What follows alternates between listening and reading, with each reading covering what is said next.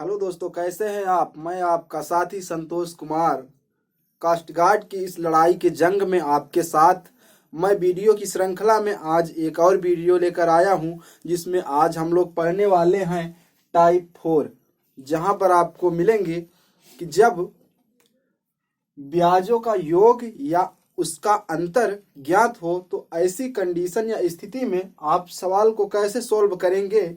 यहाँ पर है कि जब ब्याजों का योग या अंतर ज्ञात हो, जैसे किसी दो समयों का योग या उसका अंतर देगा और कुछ समय देगा, तो उस स्थिति में इस सवाल को कैसे सॉल्व करेंगे, आइए देखते हैं यस के सर के माध्यम से। तो इस सवाल में आपको दो तरह से क्वेश्चन पूछे जाते हैं, या तो उसका अंतर ज्ञात होगा या तो उसका जोड़ ज्ञात होगा। तो यहाँ पर दोनों स्थिति में आपको मूलधन पूछा जाता है या दर पूछा जाता है। तो ऐसी स्थिति में हम दो फार्मूलों का यूज करेंगे, जिसमें पहला फार्मूला होगा मूलधन बराबर ब्याजों का योग गुना में 100 और बटे में दर गुना में समयों का योग और दूसरा फार्मूला होगा कि मूलधन बराबर ब्याजों का अंतर, यहाँ पर योग था यहाँ पर अंतर है, गुना में 100 पूरे का बटे दर गुना में समयों का अंतर।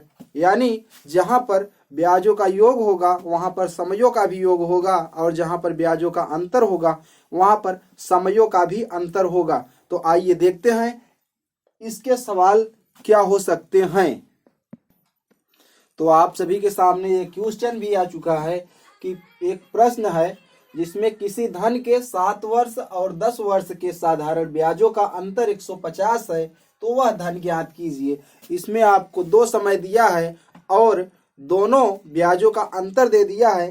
तो जो हमने अंतर वाला सेकंड नंबर का फार्मूला देखा था, वही फार्मूला यहाँ पर अप्लाई होने वाला है कि P बराबर ब्याजों का अंतर, अर्थात ब्याजों का अंतर गुना में 100 और पूरे का बटा दर गुना में समयों का अंतर। यही फार्मूला आपको यहाँ पर लागू होगा और इसी के माध्यम से हम इस सवाल को हल करने वाले हैं।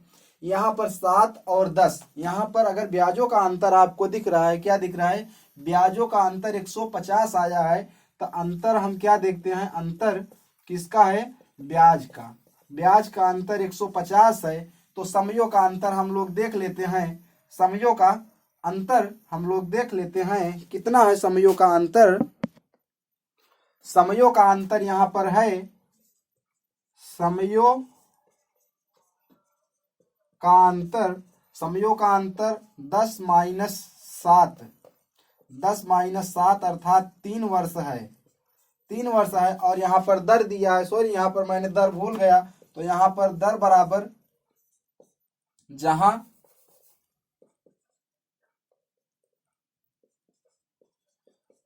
दर 5% हो, यहाँ पर दर 5% दिया था, तो यहाँ पर दर बराबर हम लिखेंगे, दर बराबर 5% दिया है। इस फार्मूले में रखते हैं ब्याजों का अंतर अगर हम 150 रखते हैं और गुना में 100 रखते हैं और बटा में दर कितना है, 5 है, दर 5 है और समय 3 वर्ष है। तो इस फार्मूले के माध्यम से हम इसको निकालेंगे।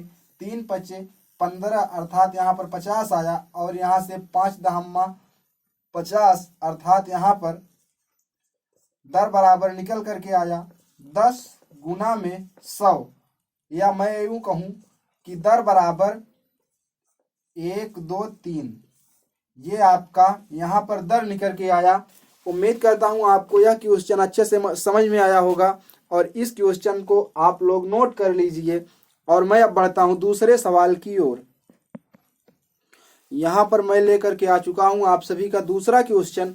तो देखिए यहाँ पर दिया गया है कि एक क्वेश्चन है कि एक धन का 4% दर से, एक कोई धन है उसका 4% वार्षिक दर से 3 वर्ष का ब्याज और उसके 5 वर्ष का जो ब्याज है उससे 400 रुपया कम है। कितना, 5 वर्ष का जो ब्याज है 3 वर्ष के ब्याज से, मतलब 5 वर्ष का ब्याज जो होता है वो 3 वर्ष का ब्याज घटाने पर आपको 400 रुपया मिलता है, तो आपको वह धन ज्ञात करना है।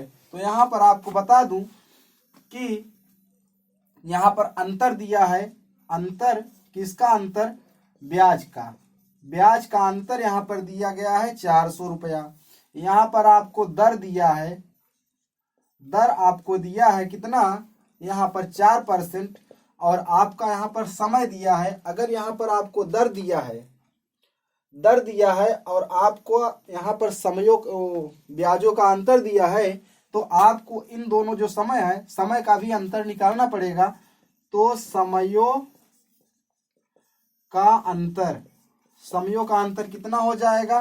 5 - 2 बराबर 3, सॉरी यहाँ पर 3 है, 3, यहाँ पर 2 आएगा, यहाँ पर घटाने पर 2 आएगा। तो उसी फिर से फार्मूले में हम लोग रखेंगे क्या? मूलधन बराबर ब्याजों का अंतर गुना में 100 और पूरे का बटा दर गुना में समयों का अंतर। तो यही फार्मूला में आपको इस सवाल को फिर से रखना है। तो आइए रखते हैं। ब्याजों का अंतर आपको यहाँ पर 400 है, तो हम 400 ले लेते हैं। गुना है तो गुना 100 कर लेते हैं। फिर बटा में दर है, दर 4% है, यहाँ पर आपको दिख रहा है, तो 4 गुना में समयों का अंतर 2 है, तो हम लोग यहाँ पर 2 ले लेते हैं। तो देखते हैं, अगर मैं इस 4 से इस 4 को काट दूं तो हमारे पास आता है, और इसे 50 कर दूं तो यहाँ पर आता है 100 गुना में 50। या मैं यूं कहूं कि R बराबर 5 एकम 5, अब 3 जीरो बढ़ा दिया जाए तो ये आपका मूलधन निकल करके आता है। तो आपका ये भी क्वेश्चन आपका कंप्लीट हो चुका, जिसका 5000 रुपये आता है इस मेथड के माध्यम से। तो उम्मीद करता हूं अगर आपको इस कास्ट गार्ड के एग्जाम में अगर इस तरह का क्वेश्चन आएगा तो आप आसानी से हल कर पाएंगे। तो देखते हैं अगला सवाल। तो दोस्तों, आप सभी के सामने यह हमारा तीसरा क्वेश्चन आ चुका है, जिसमें एक व्यक्ति ने बराबर धन 6% वार्षिक दर पर राम को दिया, और 8 वर्ष के लिए, मतलब राम को 8 वर्ष के लिए 6% वार्षिक ब्याज की दर पर, तथा श्याम को 10 वर्ष के लिए दिया। दोनों ने एक साथ मिलकर 2160 रुपया वापस दिया। कितना? 2160 रुपया दिया। तो वह धन ज्ञात करे। तो दोस्तों, यहाँ पर आपको मिल करके आया है क्या? दोनों ब्याजों का योग आया है 2160 रुपया। अभी तो ये क्लियर है। अगर यहाँ पर ब्याजों का योग आया है तो हमें समयों का योग करना है। क्यों? क्योंकि फार्मूले में समयों का योग होता था। तो समय यहाँ पर 10 वर्ष है, समयों का योग यहाँ पर 8 वर्ष प्लस यहाँ पर 10 वर्ष, तो बराबर 18 वर्ष होगा समय अगर 18 होगा। और यहाँ पर दर भी दिया है। दर कितना दिया है? दर दिया है 6%। अगर ये आपको मिल गया तो आप फार्मूले में रखिए कि मूलधन बराबर में क्या होगा? ब्याजों का योग गुना में 100 और बटे दर गुना में समयों का योग। ये फार्मूला आपको अभी हमने लिखाया था पहले ही। इसी फार्मूले के माध्यम से ये वाला सवाल आपको सॉल्व करना है। तो ब्याजों का योग 2160 अर्थात 2160 गुना में 100 पूरे का बटा दर अर्थात 6 गुना में 18। अगर आप ये सॉल्व करने में सक्षम हो गए, इतना निकालने में सक्षम हो गए, तो आपको ये सवाल आसानी से आ जाएगा। तो देखते हैं कि 6 का 6 6 त्रिक 18 बचा 3 हो गया कितना 36, 6 छंग 36 अर्थात आपको 360 आया। अब मेरा और यहाँ पर हुआ 18 दूना 36, तो यहाँ पर 20 अर्थात 20 R बराबर 20 गुना में 100 या R बराबर 2 लिख करके 3 जीरो आपको बढ़ा देना है। तो उम्मीद करता हूँ यह क्वेश्चन आपको अच्छे से समझ में आया होगा और इसी तरह का और भी वीडियो देखने के लिए हमारे चैनल को पूरी तरह से सपोर्ट करके वीडियो को लाइक करें तथा चैनल को सब्सक्राइब करें। और भी आने वाली प्रतियोगी परीक्षाओं के लिए मैं आप सभी के लिए बेहतरीन से बेहतरीन वीडियो बनाने का प्रयास करता रहूँगा। तो उम्मीद है कि आपको यह सवाल अच्छे से समझ में आया होगा और मैं कल लेकर आऊँगा नेक्स्ट वीडियो। नमस्कार।